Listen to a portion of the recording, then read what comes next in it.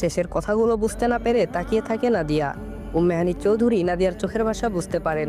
বেডে নাদিয়ার পাশে বসে বলেন, তুমি এখন আমার উদয়ের বউ, একদিন না একদিন ওর অতীত সম্পর্কে জানতে পারবেই। তাই আজকেই বলছি, তোমার সাথে উদয়ের এমন অদ্ভুত আচরণ আমাদের কাছে অপ্রত্যাশিত নয়। আমরা ভেবেছিলাম এরকম কিছুই হবে, তবে উদয় এতটা হাইপার হবে বুঝতে পারিনি। উদয়ের এখন বর্তমান বয়স 28 বছর।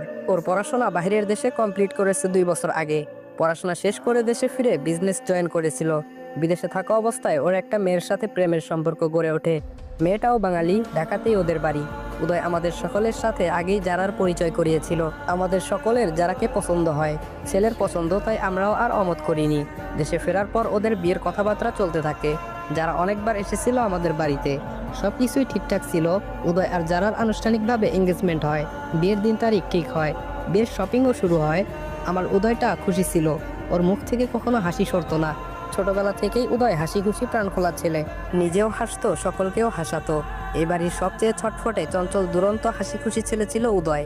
কিন্তু আজ ওর সে হাসি মিলিয়ে গেছে। সেদিন যারা উদয়ের সাথে লং ড্রাইভে যায়, যদিও উদয় যেতে চাইছিল না, যারা জোর করে নিয়ে গিয়েছিল। যারা ঘুরতে প্রচুর ভালোবাসে, বিকেলবেলা বাড়ি থেকে বেরিয়ে যায় দুজন। রাত 12টার পর যারাকে ওর বাড়িতে পৌঁছে দিয়ে উদয় আমাদের বাড়ির উদ্দেশ্যে রওনা হয়। মাঝ রাস্তায় একটা লরি দ্রুত গতিতে ছুটে এসে উদয়ের কারে ধাক্কা দেয়। দুটো প্রাইভেট কার আর লরির অ্যাক্সিডেন্ট হয়েছিল সে রাতে। আমার উদয় প্রাণে বেঁচে গেলেও অন্য কারের কপল স্পটেই মারা যায়। উদয়ের অবস্থা না বাঁচার মতোই ছিল। ডক্টর প্রায় আশাই ছেড়ে দিয়েছিলেন।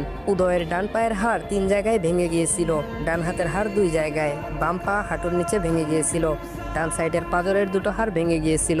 শুধু বাম হাতটা ভালো ছিল, মাথায় বা মস্তিষ্কে আঘাত লাগেনি, যার কারণে বাঁচার বিন্দুমাত্র আশা তখনও ছিল। উন্নত চিকিৎসার জন্য দেশের বাইরে পাঠিয়ে দেওয়া হয়েছিল। সেখানে টানা 1 মাসের চিকিৎসায় উদয় একটু রিকভার হয়।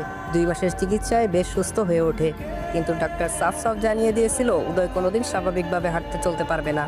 খুব বাজেভাবে ওর দেহের ডান পাশের হাড়গুলো ইনজুরি হয়েছে। সারা জীবন স্টিক নিয়ে চলাফেরা করতে হবে। ওই সময় উদয়ের যার সাপোর্ট সবচেয়ে বেশি প্রয়োজন ছিল, সেই সময়টাতে সেই মানুষটাকে ছেড়ে চলে যায় সারা জীবনের জন্য। কারণ উদয় স্বাভাবিক নয়, আর কোনোদিন স্বাভাবিক হবে না। অফিসের সিইও থাকবে না, আর নিজেও সেরকম কিছু করতে পারবে না। ব্যাংক ব্যালেন্স কমে যাবে। এরকম ছেলের সাথে যারা কিছুতেই থাকবে না। যারা উদয়কে ভালোবেসেছিল ওর হ্যান্ডসামনেস দেখে, ওর ব্রাইট ফিউচার দেখে, তখন তো উদয়ের আর ব্রাইট ফিউচার নেই। যারা ওকে ছেড়ে চলে যাওয়ার পর উদয় স্ট্রোক করে, ওর ডান সাইড প্রায় অচল হয়ে যায়। যারা কিছুদিন পরে ধুমধাম করে অন্য এক ছেলেকে বিয়ে করে। একটু থামেন উম্মেহানি চৌধুরী, চোখের কোণে জমে থাকা পানি মুছে নেয় হাত দিয়ে। বড় করে শ্বাস নিয়ে আবার বলতে শুরু করে, যার কারণে উদয়ের আজ এই অবস্থা। সে মেয়ে আজ সুখে আছে, ভালো আছে। শুধু ভালো নেই আমার ছেলেটা। না নিয়ে যেত তাহলে হয়তো